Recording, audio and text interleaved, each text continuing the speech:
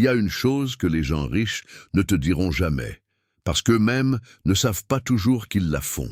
Ce n'est pas une stratégie boursière, ce n'est pas un secret d'investissement. C'est un mécanisme mental, invisible, silencieux, qui tourne en arrière-plan de leur esprit à chaque instant de la journée. Et ce mécanisme, une fois que tu le comprends, change tout. Pas seulement ta manière de gagner de l'argent, ta manière d'exister. Tu as sûrement déjà remarqué ce phénomène étrange. Deux personnes, avec le même niveau d'études, la même énergie, presque le même point de départ. Et pourtant, 10 ans plus tard, l'une d'elles vit dans l'abondance, tandis que l'autre continue de compter chaque centime jusqu'à la fin du mois.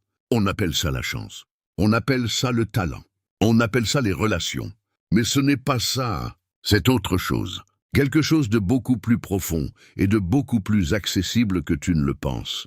La plupart des gens ignorent complètement cela. L'argent ne répond pas à l'effort. Il répond à une fréquence, une manière de penser, une identité intérieure. Et avant que tu ne fermes cette vidéo en pensant que c'est encore une histoire de pensée positive, laisse-moi te dire une chose. Ce que tu vas découvrir aujourd'hui n'a rien à voir avec les affirmations que l'on répète devant un miroir. C'est beaucoup plus mécanique que ça, beaucoup plus froid, presque scientifique. Et c'est exactement pour ça que ça fonctionne. Regarde autour de toi. La majorité des gens travaillent dur, vraiment dur. Ils se lèvent tôt, ils sacrifient leur temps, leur énergie, parfois leur santé. Et pourtant, l'argent semble leur glisser entre les doigts comme du sable. Ils gagnent, puis ils dépensent. Ils économisent, puis un imprévu arrive. Ils avancent d'un pas, puis reculent de deux. Ce n'est pas un hasard, c'est un schéma. Un schéma qui se répète encore et encore, année après année, jusqu'à devenir une prison invisible. Et le pire, c'est que ce schéma ne vient pas de l'extérieur. Il ne vient pas du marché du travail, ni de l'économie, ni du gouvernement. Il vient de l'intérieur, d'une programmation installée bien avant que tu ne sois en âge de la remettre en question. Une programmation reçue dans l'enfance, à travers des phrases qui semblaient anodines. L'argent ne pousse pas sur les arbres. Il faut travailler dur pour réussir. Les gens riches sont malhonnêtes. Ces phrases, répétées encore et encore, se sont gravées dans ton esprit comme des lois immuables. Et sans même t'en rendre compte, tu les as obéies toute ta vie. Mais ce n'est pas le plus surprenant. Ce qui est vraiment troublant, c'est que ton cerveau protège ses croyances comme s'il s'agissait de sa propre survie. Chaque fois qu'une opportunité financière se présente, une partie de toi, silencieuse, invisible, la sabote. Pas consciemment, pas volontairement, mais avec une précision presque chirurgicale. Tu retardes ce projet qui pourrait rapporter. Tu refuses cette augmentation par peur de trop en demander. Tu hésites à investir, même quand tout indique que c'est le bon moment. Ce n'est pas de la malchance. C'est ton esprit qui protège l'image qu'il a de toi. Avant de continuer, il faut comprendre une chose essentielle. Ton cerveau ne cherche pas ton bonheur, il cherche ta cohérence. Il veut que ta réalité extérieure corresponde exactement à l'image que tu as de toi-même à l'intérieur. Si quelque part en toi, tu crois que tu ne mérites pas l'abondance, alors ton cerveau va littéralement orchestrer des circonstances pour te ramener à ce niveau. Ce n'est pas une malédiction mystique. C'est un mécanisme psychologique documenté que les plus grands penseurs du succès ont observé depuis un siècle. Napoleon Hill, après avoir interrogé plus de 500 des hommes les plus riches de son époque, a découvert quelque chose de fascinant. Aucun d'entre eux n'avait commencé riche. Beaucoup avaient connu la faillite, la pauvreté, l'échec. Mais tous, sans exception, partageaient une caractéristique commune. Ils avaient, à un moment donné, pris une décision intérieure. Une décision silencieuse, invisible pour les autres, mais absolue pour eux-mêmes. Ils avaient décidé qu'ils seraient riches, pas qu'ils espéraient l'être, pas qu'ils essaieraient de l'être, qu'ils le seraient. Imagine maintenant un homme qui marche dans une forêt épaisse, sans carte, sans boussole. Chaque pas qu'il fait est une hésitation. Il avance, puis recule, tourne à gauche, puis à droite, incertain de sa direction. Il finira par s'épuiser sans jamais atteindre la sortie. Maintenant, imagine un second homme, dans la même forêt, mais avec une certitude absolue de la direction à suivre. Même s'il ne voit pas encore la sortie, chacun de ses pas a un sens. Il avance avec constance, avec calme, avec conviction. Lequel des deux, selon toi, atteindra la sortie en premier? C'est exactement la différence entre ceux qui attirent l'argent et ceux qui le repoussent sans le savoir. Ce n'est pas une question de chance, ni même totalement de compétence. C'est une question de direction intérieure. Et cette direction se construit à travers ce que les psychologues appellent l'identité financière. Ce n'est pas ce que tu fais avec l'argent qui détermine ta richesse. C'est ce que tu penses être au fond de toi par rapport à l'argent. Voici ce qui est fascinant. Des études sur les gagnants de loterie montrent un phénomène presque cruel. Une écrasante majorité d'entre eux, quelques années après avoir gagné des sommes colossales, se retrouvent dans une situation financière identique, voire pire, qu'avant leur gain. Pourquoi? Parce que l'argent avait changé, mais leur identité intérieure, elle, était restée la même. Et quand la réalité extérieure ne correspond plus à l'image intérieure, le cerveau trouve toujours un moyen de rétablir l'équilibre. Des dépenses impulsives, de mauvais investissements, des prêts à des proches. Peu importe le mécanisme, le résultat est le même. Un retour à la case départ. À l'inverse, regarde les entrepreneurs qui perdent tout à cause d'une faillite, d'une crise, d'une trahison, et qui reconstruisent une fortune en quelques années seulement. Ce n'est pas un miracle. C'est parce que leur identité intérieure, elle, n'a jamais changé. Ils se voyaient comme des bâtisseurs de richesse, indépendamment de leur compte en banque à un instant donné. L'argent n'était qu'une conséquence extérieure d'une certitude intérieure, pas l'inverse.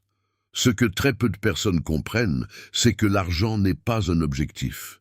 C'est un indicateur, un thermomètre qui mesure, avec une précision redoutable, la valeur que tu penses apporter au monde et la permission que tu t'accordes de la recevoir. Deux personnes peuvent travailler exactement le même nombre d'heures, avec la même compétence, et pourtant, l'une gagnera 10 fois plus que l'autre. La différence ne se trouve pas dans leurs mains. Elle se trouve dans leur esprit, et c'est précisément ici que tout change. Parce que si l'argent est le reflet d'une programmation intérieure, alors cela signifie une chose extraordinaire. Cette programmation peut être modifiée, pas par magie, pas du jour au lendemain, mais à travers un processus concret, méthodique, presque mécanique, comme on réécrirait le code d'un logiciel défectueux. La première étape de ce processus commence par une observation brutalement honnête. Il faut que tu identifies les phrases que tu portes, depuis l'enfance, à propos de l'argent. Prends un instant dans ta tête et rappelle-toi ce que tu entendais, enfant, à la table du dîner, quand la question de l'argent arrivait dans la conversation. Ces phrases, souvent prononcées avec fatigue, avec résignation, parfois avec colère, sont devenues les fondations invisibles de ta relation actuelle à l'abondance. Et tant qu'elles restent inconscientes, elles continueront de diriger silencieusement chacune de tes décisions financières. La deuxième étape consiste à comprendre que la richesse n'est pas une trahison de tes origines. Beaucoup de gens, sans se l'avouer, ressentent une culpabilité inconsciente à l'idée de devenir riches, parce que cela signifierait dans leur esprit s'éloigner de leur famille, de leur milieu, de leurs racines. Cette loyauté invisible est l'un des sabotages les plus puissants qui existent. Et la seule manière de la dissoudre, c'est de comprendre une vérité simple. Devenir riche ne te sépare pas des tiens. Cela te donne les moyens de les élever avec toi. La troisième étape est peut-être la plus puissante de toutes. Elle consiste à changer ta relation émotionnelle à l'argent avant même que ta situation financière ne change. La plupart des gens attendent d'avoir de l'argent pour se sentir en sécurité, calme, confiant. Mais le mécanisme fonctionne dans l'autre sens. C'est en cultivant dès maintenant un sentiment intérieur d'abondance, de calme, de gratitude, que tu commences à envoyer à ton cerveau un nouveau signal. Un signal qui dit « Je mérite cela ». Cela m'appartient déjà dans mon identité avant même que cela ne se manifeste dans mon compte en banque. Concrètement, cela commence par un exercice simple mais redoutablement efficace. Chaque matin, avant de consulter ton téléphone, Avant de laisser le monde extérieur envahir ton esprit, prends 2 minutes. Ferme les yeux et pose-toi une seule question. Comment penserait, agirait et ressentirait la version de moi qui a déjà atteint l'abondance financière? Ne cherche pas une réponse intellectuelle, ressens-la. Laisse cette version de toi s'installer dans ton corps, dans ta posture, dans ta respiration. Ce simple exercice, répété chaque jour, commence à reprogrammer, lentement mais sûrement, l'identité que ton cerveau considère comme normale. Ensuite, il y a l'action. Parce que la pensée seule, sans mouvement, reste stérile. Chaque semaine, choisis une action, même minime, qui te rapproche de la personne que tu es en train de devenir. Cela peut être une compétence à développer, une conversation à initier, une opportunité à saisir, même si elle te fait peur. Le courage n'est pas l'absence de peur, c'est l'action malgré elle. Et chaque petite action, répétée avec constance, devient une preuve, pour ton cerveau, que cette nouvelle identité est réelle. Il y a aussi la question de l'environnement. On ne le dit pas assez, mais tu deviens, en moyenne, le reflet des 5 personnes avec qui tu passes le plus de temps. Si ton entourage considère l'argent comme quelque chose de sale, de dangereux ou d'inaccessible, il devient extrêmement difficile de maintenir une nouvelle identité financière, même avec toute la volonté du monde. Cela ne signifie pas qu'il faut abandonner les gens que tu aimes. Cela signifie qu'il faut, consciemment, rechercher aussi des voies nouvelles, des lectures nouvelles, des exemples nouveaux, qui viennent renforcer la direction que tu choisis de prendre. Et voici un dernier point, souvent oublié, mais absolument déterminant. Les gens qui attirent l'argent ne pensent pas en termes de rareté, mais en termes de valeur. Ils ne se demandent pas « comment puis-je obtenir plus d'argent ?» mais « comment puis-je apporter plus de valeur ?» Ce changement de question, en apparence subtil, transforme complètement la trajectoire d'une vie. Parce que l'argent, dans son essence la plus pure, n'est rien d'autre qu'un échange de valeurs. Plus tu résous de problèmes, plus tu sers de personnes, plus tu apportes de solutions au monde, plus l'argent, naturellement, mécaniquement, se dirige vers toi. Le véritable secret est ailleurs que dans les stratégies compliquées, les formations à répétition ou les raccourcis miracles. Le véritable secret, c'est cette réconciliation profonde entre qui tu es et ce que tu permets à la vie de t'offrir. Tant que ces 2 dimensions restent en conflit, tu resteras coincé dans cette forêt, à hésiter, à avancer et reculer sans jamais vraiment progresser. Mais le jour où elles s'alignent, quelque chose de radical se produit. Les opportunités que tu ne voyais pas hier deviennent soudain évidentes. Les portes que tu croyais fermées s'ouvrent presque naturellement. Ce n'est pas que le monde a changé, c'est que tu as changé la manière dont tu le perçois, et donc la manière dont tu agis en lui. Pense à cet instant précis, dans quelques années, où tu regarderas en arrière, vers aujourd'hui.